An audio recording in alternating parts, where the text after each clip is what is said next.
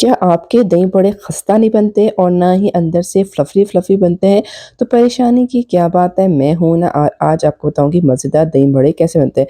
सबसे पहले अपने व्हाइट दाल जितनी आपको चाहिए उसे आपने 5 से 6 घंटे के लिए भिगो के रखना है और इतना भिगोना है कि वो आराम से टूट जाए। उसके बाद आपने ब्लेंडर में डाल के इसका अच्छा-सा पेस्ट बना लेना। अगर पेस्ट में थोड़ा-सा पानी ऐड करेंगे तो बहुत ही अच्छा बन जाएगा।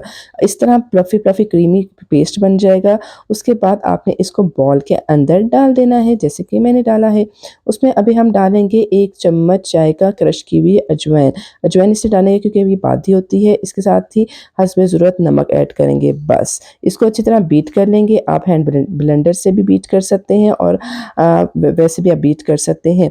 इसके बाद बीट करने के बाद ये कुछ इस तरह से क्रीमी-क्रीमी शेप में आ जाएगा और फूला-फूला लगेगा। उसके बाद इसको चेक करने के लिए थोड़ा-सा इसके अंदर बैटर को पानी में डालेंगे और ये डिप नहीं हो रहा तो इसका मतलब है हमारा जो बैटर है दही भल्ले वाला वो रेडी हो चुका है। उसके बाद हम इसे एक चम्मच में ऑयल लगा के इसके प्यारे-प्यारे से गोल-गोल से हम इसके बना लेंगे दही भल्ले और इसको फ्राई कर लेंगे मीडियम से लो आँच पे, तेज़ आँच पे नहीं फ्राई करना है, ना ही ज़्यादा लो आँच पे फ्राई करना है और इसे इतना फ्राई करना है कि अंदर तक पक जाए। आप चम्मच में ऑयल लगाएँगे, जैसे कि मैं आगे आपको बताने लगी हूँ, जैसे चम्मच आपने जो भी है लेना है उसमें ऑयल लगाना है और उसे थोड़ा-सा गोल शेप देके उसके बाद आपने इसे फ्राई कर लेना है और आपने इसे डीप फ्राई करना है मीडियम से लो आँच पे।